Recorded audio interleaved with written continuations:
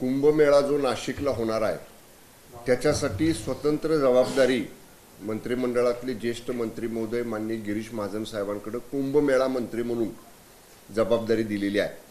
आणि शेवटी राज्याचे प्रमुख म्हणून माननीय मुख्यमंत्री महोदयांचा तो अधिकार आहे की ते अशा मोठे जेव्हा काही कार्यक्रम असतात किंवा मोठे जेव्हा सण वगैरे असतात त्यावेळी त्याचं पूर्व नियोजन करण्याच्या अनुषंगाने माननीय मुख्यमंत्री महोदय संबंधित विभागाच्या मंत्री महोदयांच्याकडनं आढावा त्याचा घेत असतात। त्याप्रमाणेचा हा रुटीन आढावा आहे। यापूर्वी देखील माननीय उपमुख्यमंत्री आदरणीय एकनाथजी शिंदे साहेब जेव्हा नाशिक दौऱ्यावर गेलेले होते तेव्हा देखील त्यांनी त्या ठिकाणी स्वतंत्रपणाने तिथले सगळे लोकप्रतिनिधींना समवेत घेऊन कसं नियोजन करायचं आहे त्याचा देखील तिथं त्या ठिकाणी त्यांनी आढावा घेतलेला होता। शेवटी मंत्रिमंडळाची ही जॉईंट आणि कलेक्टिव्ह रिस्पॉन्सिबिलिटी आहे, संयुक्त जबाबदारी आहे आणि त्यामुळं सर्वच जण आपापल्या परीनं हा कुंभमेळा व्यवस्थित कसा पार पडेल, सुरळीत कसा पार पडेल यासाठी आम्ही सगळेच जण प्रयत्न करतोय। आजची बैठक जी आहे ती कुंभमेळा मंत्री म्हणून माननीय गिरीश महाजन साहेब आणि राज्याचे प्रमुख हे आदरणीय मुख्यमंत्री महोदय आहेत आणि त्या अनुषंगानेची बैठक आहे। तिकडे दादा भुसेन सारखे एक प्रमुख व्यक्ती आपल्या पक्षाचं नेतृत्व त्या भागात करते, जबाबदार मंत्री आहे, पालकमंत्री पदावर वाद सुरू आहे, त्याचे रिफ्लेक्शन त्याच्यात दिसतात कारण त्यांनाही या बैठकीला नाही असं नाही। हे बघा मी तेच मग सांगितलं की शेवटी मंत्रिमंडळाची ही संयुक्त जबाबदारी आहे आणि जेव्हा माननीय मुख्यमंत्री महोदय बैठक घेतात तेव्हा ती संपूर्ण मंत्रिमंडळाचे प्रमुख म्हणून राज्याचे प्रमुख म्हणून ते माननीय मुख्यमंत्री महोदय बैठक घेत असतात। त्यामुळे असं काही नाही की शिवसेनेच्या मंत्र्यांना बोलवलं नाही, राष्ट्रवादी काँग्रेसच्या मंत्र्यांना बोलवलं नाही। आता फक्त कुंभमेळा संबंधित बैठक असल्यामुळं कुंभमेळा मंत्री म्हणून माननीय गिरीश महाजन साहेब आणि राज्याचे प्रमुख म्हणून आदरणीय मुख्यमंत्री महोदय ही बैठक घेतात। याच्यामध्ये इतर दुसरा कुठलाही संदर्भ जोडायची आवश्यकता नाही। इतिहास संशोधक त्यांना धमकी देणारे प्रशांत कोरटकर कालपासून नॉट रिचेबल आहेत, पोलीस संपर्क करण्याचा प्रयत्न करतात पण ते नॉट रिचेबल आहेत, गुन्हा दाखल झालेला नाहीये। मराठा समाज नागपूरमध्ये आणि पूर्ण राज्यात आता आक्रमक व्हायला लागला, या मुद्द्यावरनं आंदोलनं करायच्या पवित्र्यात मराठा समाज येते, तर लवकर अटक झाली पाहिजे मागणी त्यांची। अगदी या संदर्भामध्ये इंद्रजीत सावंत साहेब जे इतिहास अभ्यासक आहेत त्यांनी कोल्हापूरच्या जुना राजवाडा पोलीस ठाण्यामध्ये त्यांची तक्रार दाखल केलेली आहे। तिथले स्थानिक पोलीस सुद्धा त्याची चौकशी करतायत आणि या उपर आदरणीय मुख्यमंत्री आणि गृहमंत्री माननीय देवेंद्रजी फडणवीस साहेब यांनी कोल्हापूरच्या पोलीस अधीक्षकांना या संपूर्ण प्रकरणाची चौकशी करण्याचे आदेश दिलेले आहेत। चौकशी सुरू आहे। त्या चौकशीमध्ये यामध्ये कुणी फोन केला, कुठल्या नंबरवरनं केला, तो फोन सायबर सेल मार्फत असेल किंवा बाकी कॉल डिटेल्स जे काही सगळ्या घेतल्या जातात पोलीस यंत्रणेमार्फत त्यामार्फत घेऊन जो कोणी याला जबाबदार असेल त्याच्यावर पोलीस चौकशीनंतर निश्चितपणाने कारवाई होईल। समाजाला काय सांगाल, तुम्ही नेतृत्व करता मराठा समाजाला काय तुम्ही सांगाल की अशा पद्धतीने आक्रमक होणं या नाही, माझं एवढंच म्हणणं आहे की जे काय अशा पद्धतीचं व्हायरल झालेलं आहे ऑडिओ श्री इंद्रजीत सावंत यांना आलेल्या फोन संदर्भातला त्याची सर्वप्रथम सत्यता पडताळली पाहिजे की तो ज्या नंबरवरनं आलाय त्या नंबरच्याच माणसाने फोन केला का, किंवा आता आजकाल आपण बघतो बऱ्याच वेळा फोन हॅक केले जातात किंवा बाकी काही गोष्टी त्या चुकीच्या तंत्रज्ञानाचा वापर करून त्याचा उपयोग केला जातो। माझी एवढीच राज्यातल्या जनतेला विनंती राहील, आव्हान राहील की पोलीस कोल्हापूरचे या संदर्भातली सर्व चौकशी करतायत। चौकशी अहवाल बाहेर येऊ द्यात। चौकशी एकदा अहवाल बाहेर आल्यानंतर तो माननीय मुख्यमंत्र्यांना सादर झाल्यानंतर निश्चित यातल्या दोषींवर माननीय मुख्यमंत्री कडक कारवाई करतील।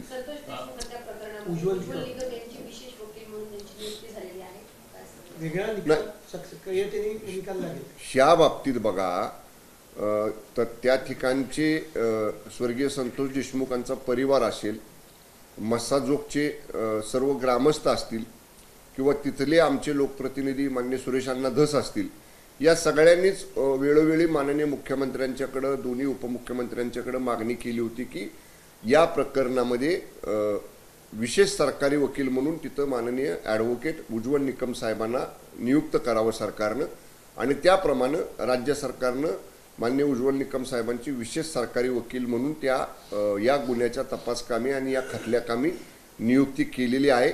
आता माननीय उज्ज्वल निकम साहेबांची आत्तापर्यंतची जर कामाची पद्धत आपण पाहिली तर 100% त्यातल्या दोषीला कडक शिक्षा करायची अशा पद्धतीचं यापूर्वी अनेक कठीण गुन्ह्यांमध्ये सुद्धा त्यांनी ते करून दाखवलेलं आहे। त्यामुळे या गुन्ह्यामध्ये सुद्धा जे कोणी दोषी आहेत त्यांच्यावर कडक त्यांना शिक्षा व्हावी यासाठी माननीय उज्ज्वल निकम साहेबांचा निश्चितपणानं फार मोठी मदत या गुन्ह्याच्या कामामध्ये होईल। पेटेंट मुख्यालय मुंबईमध्ये होतं ते अखेर दिल्लीला गेले।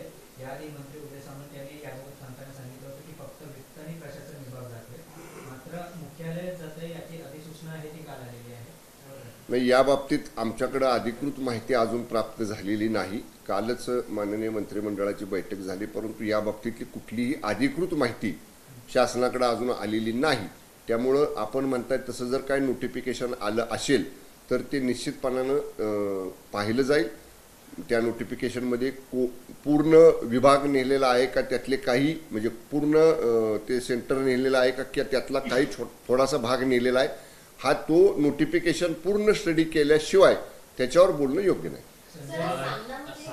बातमी आलेली आहे ती बातमी अशी आहे की एकनाथ शिंदे यांनी अमित शहाची भेट घेतली पुण्यामध्ये पहाटे 4 वाजता आणि देवेंद्र फडणवीसांची तक्रार त्यांनी केली आहे की देवेंद्र फडणवीस आमच्यावरती म्हणजे त्यांची खूप दादागिरी वाढत आहे आणि आमदार जे आहेत त्यांच्या पोटावर देखील पाय दिला जात आहे आमच्या आमदारांच्या। असं कोण म्हटलं? एकनाथ शिंदे अमित शाह साहेबांना माननीय शिंदे साहेब भेटले तेव्हा सामनाचं कोण होतं का तिथं बघायला काय कायला? हे काही बातम्या उठवायच्या, काही त्या ठिकाणी वाटेल ते बोलायचं, वाटेल ते छापायचं। आता समजा माननीय केंद्रीय गृहमंत्री महोदयांना माननीय उपमुख्यमंत्री एकनाथजी शिंदे साहेब भेटले असतील तर अनेक विषय राज्याचे असू शकतात, त्या संदर्भात भेटले असतील। आता त्या दोघांच्या मध्ये झालेली भेट, त्या दोघांच्या मध्ये झालेली चर्चा, आता नेमकी ती भेट किती वाजता झाली, कुठं झाली याची अधिकृत काय माहिती नसताना सामनातनं उगाच छापायचं की माननीय शिंदे साहेबांनी तक्रार केली। आता आम्ही रोज बरोबर आहे, शिंदे साहेबांच्या बरोबर आहे, फडणवीस साहेबांच्या बरोबर आहे। आता मी मगाशी म्हटलं तसं कालच मंत्रिमंडळाची बैठक झाली, खेळीमेळीत बैठक झाली, जे काय अजेंडावरती विषय होते एकमेकांनी त्याच्यामधली चर्चा केली आणि व्यवस्थित सगळी बैठक पार पडली। असं आम्हाला तरी माननीय शिंदे साहेबांच्या फडणवीस साहेबांच्या बरोबर काम करताना कुठं जाणवलं नाही की त्या दोघांच्या मध्ये काय मतभेद आहेत, त्या दोघांच्या मध्ये एकमेकांच्या बद्दलची नाराजी आहे, असं आम्हाला तरी कुठं जाणवलं नाही। त्यामुळं काहीही छापायचं आणि अशा पद्धतीनं महायुतीमध्ये विसंगती निर्माण होती का, महायुतीमध्ये काय ठिणगी टाकता येते का, एवढा किविलवाना प्रयत्न हा चाललेला आहे, ह्याच्यापेक्षा दुसरं काही नाही। पण अग्रलेखामध्ये कुठेतरी देवेंद्र फडणवीस यांचं कौतुक करताना संजय राऊत पाहायला मिळत आहे। दुसरीकडे जर पाहायचं तर कुठेतरी एकनाथ शिंदेंना टार्गेट करण्याचा प्रयत्न देखील अहो सामनाचा अग्रलेख वंदनीय हिंदू हृदय सम्राट स्वर्गीय शिवसेना प्रमुख आदरणीय बाळासाहेब ठाकरे साहेब जेव्हा लिहायचे तेव्हा आवर्जून सामना पेपर यायची, आम्ही वाट बघायचो आणि ते वाचायचो। जेव्हापासनं संजय राऊत सामनामध्ये अग्रलेख लिहायला लागलेत तेव्हापासनं त्याचं महत्त्व कमी झालेलं आहे। आणि राऊतांच्या बाबतीत म्हणाल तर परवाचा 8 दिवसापूर्वीचा विषय आहे। 8 दिवसापूर्वी महादजी शिंदे पुरस्कार माननीय शिंदे साहेबांना दिला, त्यावेळी संजय राऊतांनी आदरणीय पवार साहेबांवर टीका केली आणि 2 दिवसानंतर संजय राऊत म्हटले की पवार साहेब महाविकास आघाडीचे प्रमुख नेते आहेत। आता महाविकास आघाडी महाराष्ट्रामध्ये शिवसेनेच्या नेतृत्वाखाली काम करते, म्हणजे स्वतःच्या पक्षाचे प्रमुख उबाटाचे माननीय उद्धव ठाकरे साहेबांचं नाव घ्यायच्याऐवजी संजय राऊत म्हटले महाविकास आघाडीचे प्रमुख पवार साहेब आहेत। 2 दिवसापूर्वी टीका करायची आणि 2 दिवसानंतर म्हणायचे ते आमचे प्रमुख नेते आहेत। संजय राऊत विसंगत बोलतात, विसंगत लिहितात, विसंगत छापतात। त्यामुळे संजय राऊतांना आम्ही तरी आणि महाराष्ट्र देखील गांभीर्याने घेत नाही। पण कुठेतरी काडी लावण्याचा प्रयत्न म्हणलं ना मी आता तेच म्हणलं, ठिणगी टाकायचा प्रयत्न आहे। महायुतीमध्ये विसंगती होती का, महायुतीमध्ये ह्यातनं काय ठिणगी पडती का? पण संजय राऊतांच्या असल्या वाचाळ वक्तव्यामुळं, संजय राऊतांच्या असल्या तथ्यहीन बोलण्यामुळं, लिहिण्यामुळं महायुती एवढी कमकुवत नाही की त्यांच्या बोलण्यानं त्यांच्या लिहिण्यानं आमच्यामध्ये विसंगती निर्माण होईल, एवढी कमकुवत महाराष्ट्रातली महायुती बिलकुल नाही। निलंबते यांनी केलेल्या वक्तव्यानंतर विरोधक आक्रमक झाले, आरोप प्रत्यारोप झाले। पक्ष म्हणून तुम्ही निलमताईंच्या मागे ठामपणे उभे राहणार का? कारण पक्षांतर्गत नाराजी खूप आहे, अवेळी वक्तव्य केलं, गरज नव्हती अशी पक्षातल्या काही नेत्यांची भावना आणि त्यांनी बोलून दाखवली. या बाबतीमध्ये माननीय पक्षाचे मुख्य नेते आणि राज्याचे उपमुख्यमंत्री एकनाथजी शिंदे साहेबांनी काल भूमिका स्पष्ट केलेली आहे. माननीय शिंदे साहेबांनी सांगितलेलं आहे की उबाटामधल्या ज्या काय आतल्या गोष्टी होत्या त्या गोष्टी माननीय निलमताईंनी उघड केल्यामुळं आता काही लोकांच्या पोटात दुखायला लागलेलं आहे. आता साहित्य संमेलनाचं व्यासपीठ त्याच्यासाठी योग्य होतं का नव्हतं हा वेगळा विषय आहे, परंतु माननीय निलमताईंनी काही अंतर्गत बाबी या बोलल्यामुळं अशा पद्धतीची परिस्थिती निर्माण झालेली आहे. पण कदाचित 2 दिवसात उद्या किंवा परवा माननीय शिंदेसाहेब दौऱ्यावरनं परत आल्यानंतर माननीय निलमताई आणि आदरणीय शिंदे साहेबांची भेट होईल. त्याच्यामध्ये माननीय निलमताई त्यांची भूमिका पक्षाचे प्रमुख म्हणून आदरणीय शिंदे साहेबांच्या पुढे व्यक्त करतील आणि निश्चितपणे यातली पक्षाची भूमिका त्या भेटीनंतर पुढे येईल. तणाव वाढलाय. अंबादास दानवे आणि निलमताई दोघांच्या मध्ये बंगल्याच्या मध्ये बॅरिकेडिंग टाकून सुरक्षा वाढवली आहे. निलमताईंना गरज पडल्यास सुरक्षा वाढवून देणार का? कारण उद्धव ठाकरेंचे शिवसैनिक आक्रमक झाले. नाही, अगदी तुम्ही म्हटला तसं आता ही शासकीय निवासस्थानं जी आहेत, जी मंत्र्यांना, राज्यमंत्र्यांना, सभापती, उपसभापती महोदयांना या ठिकाणी दिली जातात. आता ओघाओघानंच दानवे साहेबांचं आणि माननीय निलमताईंचं निवासस्थान शेजारी आहे. त्यामुळं माननीय निलमताई या सुद्धा एका संविधानिक पदावरती आहेत उपसभापती पदाच्या, आणि दानवे साहेब सुद्धा विधान परिषदेचे विरोधी पक्षनेते आहेत. तिथं ताणतणाव निर्माण होऊ नये, कुणी बाहेरच्या लोकांनी येऊन तिथं काही परिस्थिती आटोक्याबाहेर जायला असं काही होऊ नये म्हणूनसाठी केलेली सुरक्षिततेच्या दृष्टीनं घेतलेली एक प्रिकॉशन ज्याला म्हणतो आपण, ती पोलिसांनी घेतलेली आहे. यापेक्षा वेगळं काही नाही. ओके. शिवसेना उद्धव ठाकरे गटाकडून आता ठाण्यापासून सुरुवात होते. मुंबई महानगरपालिका आणि महानगरपालिकेत आता शिंदेचं ठाणं कुठेतरी टार्गेटवरती आहे असं एकंदरीत पाहतो. काय झालं विधानसभेला, काय झालं लोकसभेला, हेच उबाटाचे लोक सांगत होते की ठाण्यातली लोकसभेची जागा माननीय नरेश म्हस्के साहेबांची येणार नाही, 3ऱ्या नंबरवर जाईल बोलत होते ना. काय झालं? 2 लाखापेक्षा जास्त मतानं नरेश म्हस्के साहेबांची जागा शिवसेनेने निवडून आणली. हे लोक बोलतात पण तसं घडत नाही. त्याला कुठून सुरुवात करायची? त्यांचा उबाटा स्वतंत्र पक्ष आहे, ते करू शकतात. आमचं एवढंच म्हणणं आहे, आम्ही ठाण्यामध्ये काय आहोत, आम्ही मुंबईमध्ये काय आहोत, आम्ही महाराष्ट्रामध्ये काय आहोत, आम्ही माननीय शिंदेसाहेबांच्या नेतृत्वाखाली लोकसभेला दाखवलं, आम्ही माननीय शिंदेसाहेबांच्या नेतृत्वाखाली विधानसभेला दाखवलं, आणि आत्तासुद्धा महायुती म्हणून आम्ही एकत्र महाराष्ट्रामध्ये लढणार आहोत. महायुती म्हणून तर आमची ताकद दाखवू, परंतु शिवसेना म्हणून माननीय शिंदेसाहेबांच्या नेतृत्वाखाली सुद्धा शिवसेना भक्कम आहे आणि दिवसेंदिवस शिवसेनेची ताकद वाढत चाललेली आहे. हे आम्ही तुम्हाला येणाऱ्या स्थानिक स्वराज्य संस्थेच्या निवडणुकीत दाखवू. त्यांना मुंबईतनं सुरुवात करायची करू द्या, ठाण्यातनं सुरुवात करायची करू द्या, जिथून कुठून त्यांना काय सुरुवात करायची ती करू द्या. लोकशाही आहे, कुणी कुठून सुरुवात करावी हा ज्याचा त्याचा अधिकार आहे, त्यांचा मार्ग त्यांना मोकळा आहे. पण आम्ही माननीय शिंदे साहेबांच्या नेतृत्वाखाली शिवसेना भक्कमपणानं या स्थानिक स्वराज्य संस्थेच्या निवडणुकीमध्ये प्रचंड यश मिळवलेलं आपल्याला दिसेल. 27 तारखेला पहिला राजभाषा दिवस आहे, त्या दिवशी मला अभिजात दर्जा मिळाल्यानंतर असं सिंधुदुर्ग जिल्ह्यामध्ये सेतू चालवणारी जी कॉन्ट्रॅक्टर आहे ते कॉन्ट्रॅक्ट अहमदाबादमधल्या कंपनीला दिले. म्हणजे महाराष्ट्रातला सेतू हा अहमदाबादमधनं ऑपरेट होणार असं आरोप केला. सेतू कार्यालय देताना हे त्यामध्ये ज्या काय अटी शर्ती घातल्या जातात त्याप्रमाणे स्थानिक प्रशासनाचे प्रमुख म्हणून तिथले अधिकारी, जिल्हाधिकारी असतील किंवा विभागीय आयुक्त असतील, हा महसूलशी संबंधित विषय आहे, ते करत असतात. सिंधुदुर्गच्या बाबतीत काय नेमकं घडलेलं आहे मला माहिती नाही. तिथले आमचे पालकमंत्री आणि मंत्रिमंडळातले आमचे सहकारी माननीय नितेश राणे साहेब यांच्याशी मी चर्चा करतो आणि नेमकी वस्तुस्थिती जाणून घेतो. जयंत पाटील आणि चंद्रशेखर बावनकुळे यांची 2 दिवसांपूर्वी आता भेट झाल्याचं पाहायला मिळत आहे. एकूणच जयंत पाटील हे कुठेतरी भाजपच्या वाटेवर आहेत का अशी राजकीय वर्तुळामध्ये तिथून चर्चा होताना पाहायला मिळते आणि अशातच ह्या भेटीगाठी होतात. एकूणच जयंत पाटील यांनी ही गोष्ट नाकारली आहे की राजकीय नव्हती, मतदारसंघासंदर्भात होती. नेमकी काय भूमिका आहे, काय तुम्हाला वाटतं? ऑपरेशन टायगर पण तुमच्याकडे सुरू आहे, भाजपच्या वाटेवर पण अनेक लोक दिसतात. आता त्या बाबतीत दोघांनी भूमिका स्पष्ट केली. माननीय बावनकुळे साहेब काय म्हटले की माझ्या अधिकृत निवासस्थानी, आता माझ्या बंगल्या शेजारीच बावनकुळे साहेबांचा बंगला आहे, त्यांनी काय सांगितलं 8:30 पावणे 9च्या दरम्यान त्यांच्या जिल्ह्यातल्या महसूल विभागाशी संबंधित कामासाठी मान्य जयंत पाटील साहेब आले होते. आणि एवढंच नाही तर त्यावेळी मान्य विखे पाटील साहेब सुद्धा तिथं होते. दोघांची भूमिका स्पष्ट केली. म्हणजे माननीय जयंत पाटील साहेबांनी ती भूमिका स्पष्ट केली आणि मान्य बावनकुळे साहेबांनी ती भूमिका स्पष्ट केली. त्यामुळे ह्या दोघांनी एकदा आपापली भूमिका स्पष्ट केल्यानंतर आम्ही तिसऱ्याने त्याच्यात आणि वेगळं काय बोलणं काय बरोबर नाही. त्या दोघांनी सांगितलंय स्पष्ट. पण असं आहे की दोन राजकीय नेते एकत्र आल्यावर राजकीय चर्चा होणार नाही असं तुम्हाला हा दोन राजकीय नेते एकत्र आल्यावर राजकीय चर्चा होणार नाही असं तुम्हाला खरंच वाटतं? नाही, आता काय, मी नव्हतो तिथं. मी जर तिथं असतो तर कदाचित मग काय चर्चा झाली हे तुम्हाला मी सांगू शकलो असतो.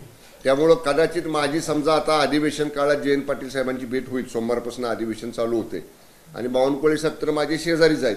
त्यामुळे समजा आज उद्या 2 दिवसात बावनकुळे साहेब नागपूरवरनं आले तर मी आवर्जून जातो. त्यांना सांगतो आज मला सगळे पत्रकार विचारायला आले होते आणि तुमची जर काही राजकीय चर्चा झाली असेल तर माझ्या कानात सांगा. त्यांनी जर माझ्या कानात सांगितलं तर तुमच्यापैकी एखाद्याच्या कानामध्ये मी सांगतो.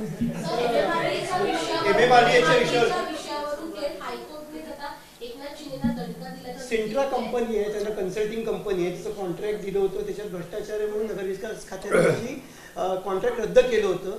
आता हायकोर्टाने ते कॉन्ट्रॅक्ट रद्द करण्याच्या प्रक्रियेला स्थगिती दिलेली आणि त्यांचं म्हणणं ऐकून घ्या असं सरकारला आदेश दिलेले.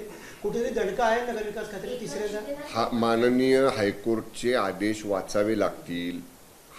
माननीय हायकोर्टच्या आदेशामध्ये नेमका काय उल्लेख आहे, नेमकं ते कॉन्ट्रॅक्ट कसं आहे, कारण हा विभाग माझ्याकडं नाही. हा विभाग नगरविकास विभागाशी संबंधित आहे. उद्या कार्यालयीन कामकाज सुरू झाल्यानंतर या बाबतीतली विस्तृत माहिती, हायकोर्टचं ऑफिशियल जजमेंट, त्याच्यावर LNJD डिपार्टमेंटचं ओपिनियन हे विचारात घेतलं जाईल आणि मग या बाबतीतली भूमिका नगरविकास विभागामार्फत आपल्यासमोर आणली जाईल.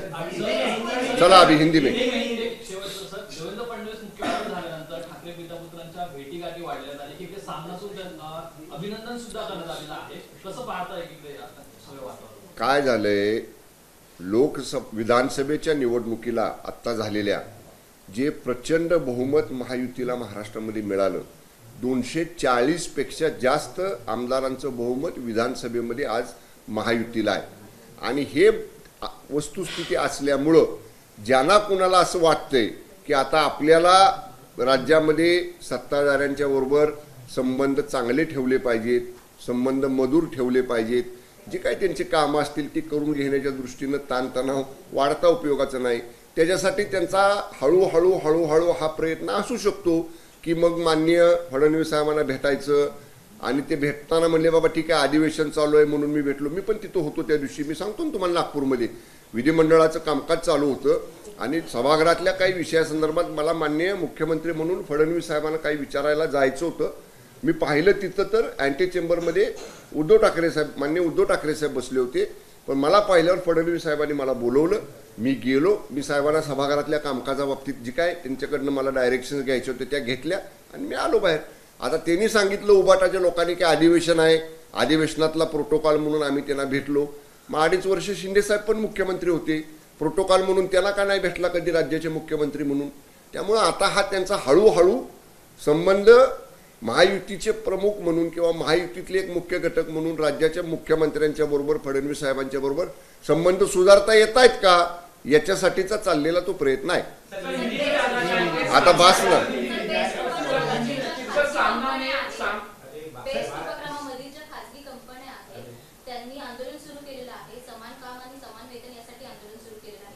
नाही, मला याची कल्पना नाही. मला माहिती तुम्ही आता कसं आहे ऐनवेळी आलेले प्रश्न विचारता ज्याचा अभ्यास केलेला नसतो आणि त्यामुळं मग माहितीच्या म्हणजे अपुऱ्या माहितीच्या आधारे काय बोलणं बरोबर नाही. माहिती घ्यावी लागेल. चला आता हिंदीमध्ये घ्या. देवेंद्र फडणवीस मुख्यमंत्री की तारीफ की गई और जो PS और OSD का जो अपॉइंटमेंट उस पे कुछ होल्ड लगाया गया है, कुछ इसमें क्या लगता है CM DCM के आपस में कोल्ड वॉर चल रहा है क्या? ऐसा नहीं है. आप प्रोसीजर को समझना चाहिए. अभी हम लोग भी पिछले 5 साल से मंत्री है. मंत्री आस्थापना पर जिसको PS लेना है, जिसको OSD लेना है, उसके बारे में का जो प्रपोजल रहता है, जो प्रस्ताव रहता है, वो अंतिम मान्यता के लिए माननीय मुख्यमंत्री महोदय के पास जाता है. 100-150 लोगों के नाम, इतने 125 लोगों के नाम मंत्रियों के आस्थापना पर पीएस और ओएसडी के लिए माननीय मुख्यमंत्री साहब के पास गए थे। उनमें से बहुत सारे नाम की ऑर्डर्स निकल गई है और देखिए इतने सारे नाम है तो उनका प्रीवियस रिकॉर्ड चेक करना ये नॉर्मल प्रोसीजर है, इसमें कौन सा भी कोल्ड वॉर नहीं है। सर अब इसी में आप क्या लग रहा है आपको ठाकरे सेना को फडणवीस अच्छे लगने लगे, तारीफ पे तारीफ की जा रही है? मैंने अभी मराठी में बताया कि जो मैंडेट, जो बहुमत, जो विक्ट्री विधानसभा के इलेक्शन में महायुति को माननीय शिंदे साहब के नेतृत्व में महाराष्ट्र में मिली और उसके बाद इनको अभी उबाटा के लोगों को ऐसा लगने लगा है कि अभी इतना भारी बहुमत ये सरकार के पास है तो उनके साथ भी अपने संबंध अभी अच्छे रहने चाहिए। इसीलिए आहिस्ता आहिस्ता वो महायुति के प्रमुख होने के नाते, मुख्यमंत्री होने के नाते फडणवीस साहब के बारे में अच्छा लिखते हैं, फडणवीस साहब के बारे में अच्छी बातें करते हैं। शायद उनका प्रयास हो सकता है ये कि आहिस्ता आहिस्ता फडणवीस साहब के बारे में अच्छा लिख के अच्छा बात करके उनसे उनके संबंध मधुर किए जाए, ऐसा हो सकता है। वो उनको पूछो ना, आप इतना अच्छा क्यों बोल रहे हैं, आपकी क्या वजह है, आपका फर्दर प्लान क्या है। अगर आप उनसे बात करेंगे तो वो विस्तृत से आपसे बताएंगे उनका क्या राय है। सर आपने कहा है कि उनके संबंध अभी मधुर होंगे या नहीं होंगे ऐसा नहीं मैंने कहा, उनका प्रयास चल रहा है। अरे उनका प्रयास चल रहा है और ये प्रयास इसलिए चल रहा है कि जो भारी विक्ट्री महायुति को मिली माननीय शिंदे साहब के नेतृत्व में महाराष्ट्र में, इसके लिए उनको अभी पता चल रहा है कि जनता ये महायुति के साथ है, ये सरकार भारी बहुमत से चल रही है, अच्छे निर्णय ले रही है, तो खाली अभी टीका करके कोई फायदा नहीं है। तो अभी थोड़ा सा उनसे अच्छी बात करके उनसे मधुर संबंध प्रस्तापित करने का उनका प्रयास हो सकता है। का बयान आया जिस तरह से बयान आया था उद्धव ठाकरे के खिलाफ, जो मर्सिडीज वाली बात, उसको लेके काफी विरोध हुआ। ये कहा गया कि डीसीएम भी नाराज है, लेकिन कल समर्थन किया डीसीएम ने नीलम गोरे के बयान का। मैं अभी यही कहता हूँ कि अभी माननीय शिवसेना के मुख्य नेता आदरणीय एकनाथ जी शिंदे साहब दौरे पर है।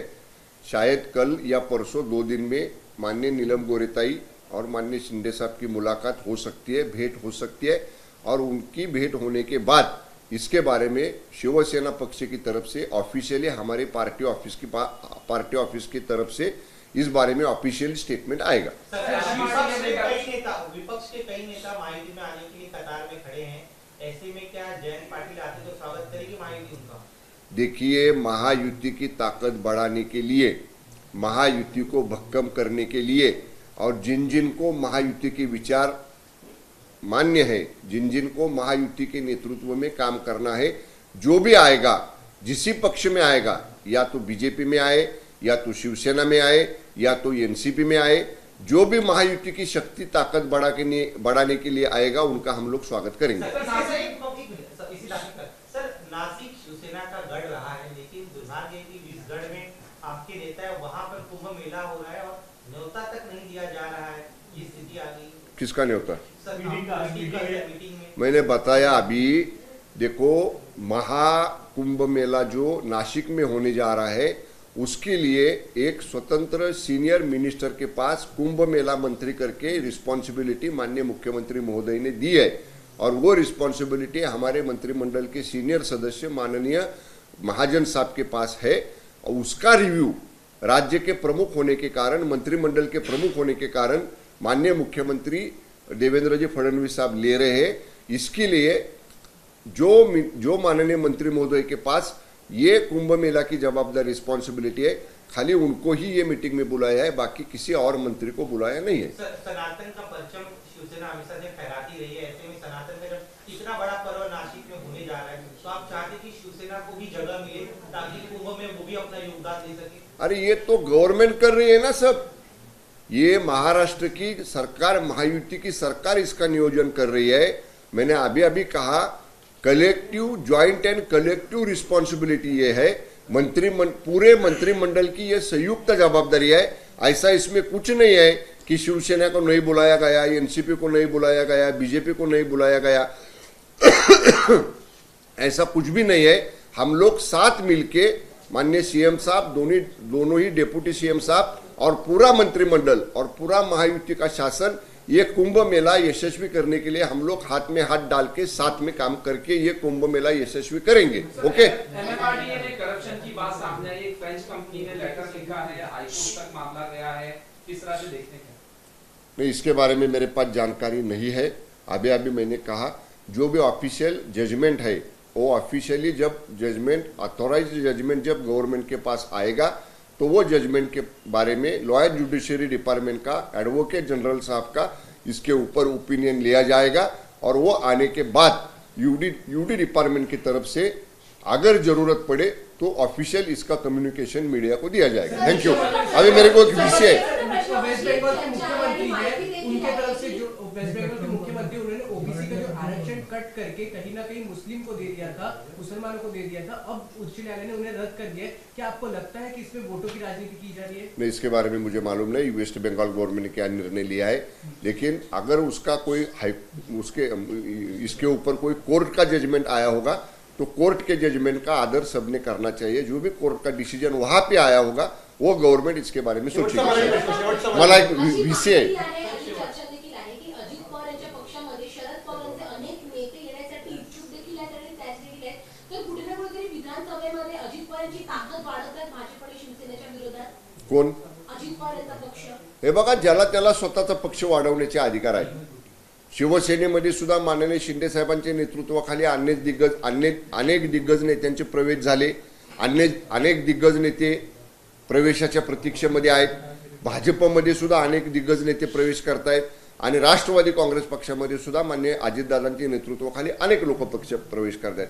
मी मागाशी जे आपल्याला सांगितलं ना, एवढं मोठं बहुमत महाराष्ट्रातल्या जनतेने माननीय शिंदे साहेबांच्या नेतृत्वाखाली महायुती सरकारला ह्या विधानसभेच्या निवडणुकीमध्ये दिलं। त्यामुळं या महायुतीतल्या तिन्ही मुख्य पक्षांच्या मध्ये येण्यासाठी लोकांमध्ये या ठिकाणी प्रयत्न सुरू आहेत आणि कसं आहे तिथल्या स्थानिक राजकीय परिस्थितीवर हे अवलंबून आहे। जिथं स्थानिक परिस्थिती बीजेपीला पूरक आहे तिथं लोक बीजेपीमध्ये येत आहेत, जिथं स्थानिक परिस्थिती शिवसेनेला पूरक आहे तिथं नेते मंडळी शिवसेनेत येत आहेत, जिथं स्थानिक परिस्थिती राष्ट्रवादी काँग्रेस पक्षाला अजितदादांच्या नेतृत्वाखाली पूरक आहे तिथं लोक जात आहेत। त्या परिस्थितीनुसार निर्णय होतोय। पण महायुती म्हणून आम्ही तिन्ही पक्ष जे कोणी महायुतीची ताकद वाढवायला येतील त्यांचं आम्ही स्वागत करू। धन्यवाद। एबीपी माझा, उघडा डोळे बघा नीट।